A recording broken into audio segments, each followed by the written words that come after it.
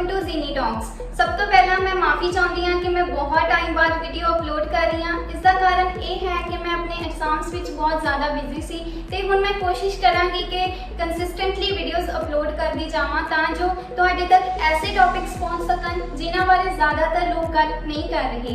ਤਾਂ ਅੱਜ ਦਾ ਜਿਹੜਾ ਮੇਰਾ टॉपिक है दैट इज़ ब्लॉकचेन टेक्नोलॉजी कि ब्लॉकचेन टेक्नोलॉजी की है ते ये किस तरह काम करती है ते इसका स्कोप की है।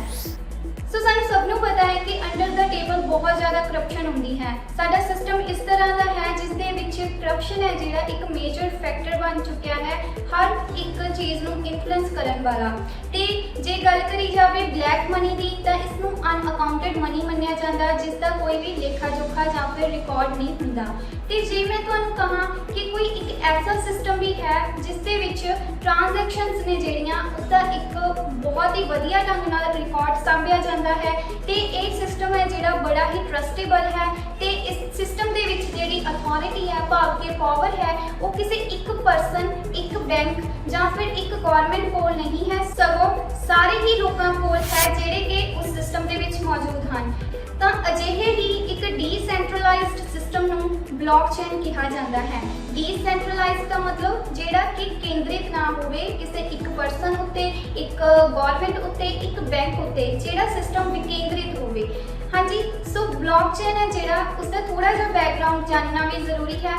ब्लॉकचेन वैसे तो ये टेक्नोलॉजी 1990 के दहाके विचों ही डिवेलप होनी शुरू हो गई सी पर ब्लॉकचेन टेक्नोलॉजी 2009 के विच उदों बहुत ज़्यादा डिवेलप हो गई जदों संतोशी नाकामोटो नाम के व्यक्ति ने इसनूं बिटकॉइन बनाउण दे लई यूज़ किया। तो संतोशी नाकामोटो एक अनोनिमस डिवेलपर होया बिटकॉइन की दुनिया में जिसका अज तक भी पता नहीं लग चुकिया। मन्निया जाता है कि इसने बिटकॉइन को बनाया सी। हाँ जी, सो ब्लॉकचेन है जिहड़ा वो 2009 के विच इस तरह डिवेलप होया ते ब्लॉकचेन को समझण तो पहला मैं चाहती हाँ तुसी इस एग्जाम्पल को समझो। असी सारे लोग कदे ना कोई राशन की दुकान ते तो जरूर गए हाँ ते राशन की दुकान के उत्ते जिहड़ा मालिक हुंदा है उसके कोल एक कापी लगाई हुंदी है जिस दे विच वो सारे रिकॉर्ड उधार दे जां फिर लैन देन दे लिखदा है। जिवें कि अपनी कॉपी दे विच लिखदा है कि हरबंस सिंह के वाल 200 रुपए का उधार है जां फिर हरजीत सिंह 500 रुपए का ये सौदा लेके गया है। तो वो कहने का मतलब है कि एक रिकॉर्ड साम के रखता है लैन देन का ते उसते इस रिकॉर्ड नूं असीं वही खाता कहते हाँ जिसनूं इंग्लिश दे विच लेजर कहा जाता है। ते जिहड़ी ब्लॉकचेन टेक्नोलॉजी है वो भी वही खाता ही है भाव कि वो भी रिकॉर्ड्स की एक कॉपी ही है। हाँ जी, हम समझते हाँ कि ब्लॉकचेन टेक्नोलॉजी काम किवें करती है। तो इसनूं समझण दे लई जरूरी है कि तुसीं थोड़ा जिहा एक्टिव होकर बैठो ते मेरी गल नूं सुनो। हाँ जी, हो गए एक्टिव तो शुरू करते हैं। ब्लॉकचेन दे विच हर एक रिकॉर्ड के लिए एक ब्लॉक होता है कि हुण गल ये आती है कि उस ब्लॉक दे विच की चीज़ स्टोर होगी। हाँ जी, सो एक ब्लॉक दे विच 3 चीज़ां होंदियां हन। पहली है इन्फॉर्मेशन, दूजी है हैश ते तीजी है प्रीवियस हैश। ते इन्हां 3 चीज़ां तो एक ब्लॉक बनता है। हुण जिवें जीनी ब्लॉक की गल है तो सब तो पहला जीनी के बारे इन्फॉर्मेशन स्टोर होगी ते हैश का मतलब है एक बहुत ही यूनीक जिहा कोड। यह फिंगरप्रिंट की तरह तुसीं समझ सकते हो कि ये एक ऐसा कोड होगा जिहड़ा सिर्फ जीनी को पता होगा, जीनी रिकॉर्ड के विच ही होगा, होर कोई रिकॉर्ड के विच नहीं होगा। ते तीजी चीज़ जिहड़ी एक ब्लॉक के विच स्टोर होंदी है दैट इज प्रीवियस हैश।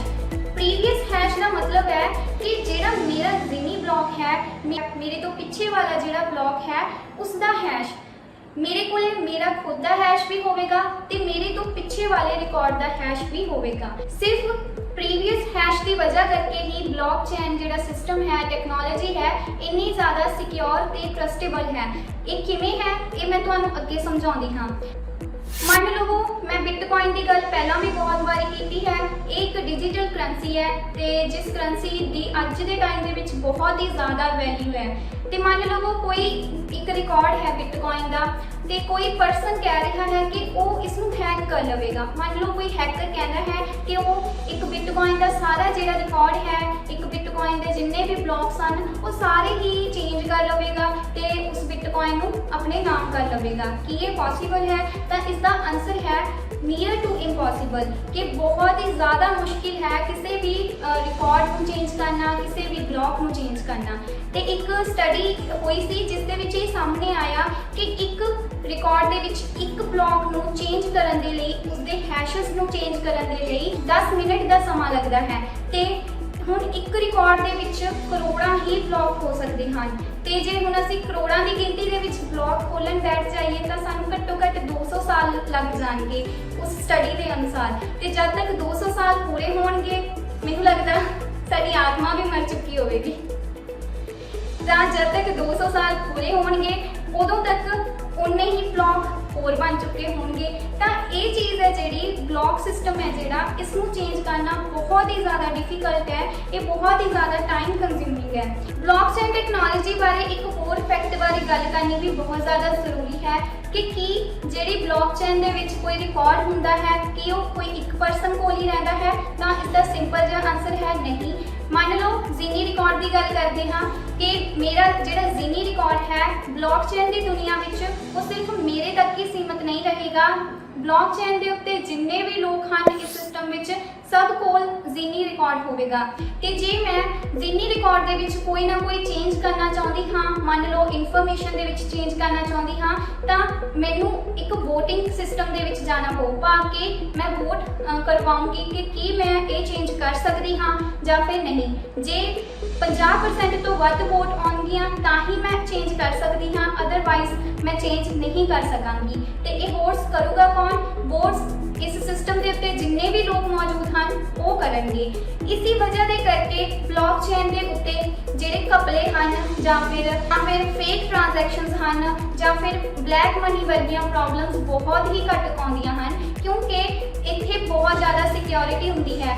ਹਾਂਜੀ, ਹੁਣ ਗੱਲ ਕਰਦੇ ਹਾਂ ਕਿ ਬਲੌਕਚੇਨ ਟੈਕਨੋਲੋਜੀ ਦਾ ਸਕੋਪ ਜਾਂ ਫਿਰ ਖੇਤਰ ਕੀ ਹੈ, ਕਿ ਇਸ ਨੂੰ ਕਿੱਥੇ ਕਿੱਥੇ ਤੇ ਕਿਵੇਂ ਯੂਜ਼ ਕੀਤਾ ਜਾ ਸਕਦਾ ਹੈ। ਸਭ ਨੂੰ ਇਹੀ ਲੱਗਦਾ ਹੈ ਕਿ ਬਲੌਕਚੇਨ ਦਾ ਸਿਰਫ ਸਬੰਧ ਹੈ ਜਿਹੜਾ ਉਹ ਕ੍ਰਿਪਟੋ ਕਰੰਸੀਜ਼ ਜਾਂ ਫਿਰ ਡਿਜੀਟਲ ਕਰੰਸੀਜ਼ ਦੇ ਨਾਲ ਹੀ ਹੈ, ਪਰੰਤੂ ਇਸ ਨੂੰ ਹੋਰ ਵੀ ਬਹੁਤ ਸਾਰੇ ਫੀਲਡਸ ਵਿੱਚ ਯੂਜ਼ ਕੀਤਾ ਜਾ ਸਕਦਾ ਹੈ। ਸਾਨੂੰ ਸਿਰਫ ਲੋੜ ਹੈ ਬਲੌਕਚੇਨ ਵਰਗੇ ਸਿਸਟਮਸ ਦੀ ਸਹੀ ਜਾਣਕਾਰੀ ਪ੍ਰਾਪਤ ਕਰਨ ਦੀ। ਸੋ ਸਭ ਤੋਂ ਪਹਿਲਾਂ ਬਲੌਕਚੇਨ ਦਾ ਬਹੁਤ ਵੱਡੇ ਪੱਧਰ ਤੇ ਜਿਹੜਾ ਯੂਜ਼ ਹੁੰਦਾ ਹੈ ਉਹ ਹੈ ਕ੍ਰਿਪਟੋ ਕਰੰਸੀਜ਼ ਦੇ ਵਿੱਚ।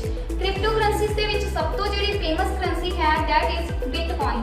ਮੰਨ ਲਓ ਅਸੀਂ ਇੰਡੀਆ ਤੋਂ USA ਪੈਸੇ ਭੇਜ ਰਹੇ ਹਾਂ ਤੇ ਜਦੋਂ ਅਸੀਂ ਪੈਸੇ ਟ੍ਰਾਂਜ਼ੈਕਟ ਕਰਾਂਗੇ, ਪੈਸਿਆਂ ਦਾ ਲੈਣ ਦੇਣ ਕਰਾਂਗੇ ਤਾਂ ਕੀ ਹੋਵੇਗਾ ਕਿ ਇੰਡੀਆ ਤੋਂ ਜਿਹੜੇ ਪੈਸੇ ਜਾਣਗੇ ਉਹ USA ਜਾਣ ਤੋਂ ਪਹਿਲਾਂ USA ਦੀ ਬੈਂਕ ਉਸਦੇ ਲਈ ਕੁਝ ਫੀਸ ਚਾਰਜ ਕਰੂਗੀ ਤੇ ਉਸ ਤੋਂ ਬਾਅਦ ਉਹ ਪੈਸੇ ਨੇ ਜਿਹੜੇ ਡਾਲਰ ਦੇ ਵਿੱਚ ਕਨਵਰਟ ਹੋਣਗੇ।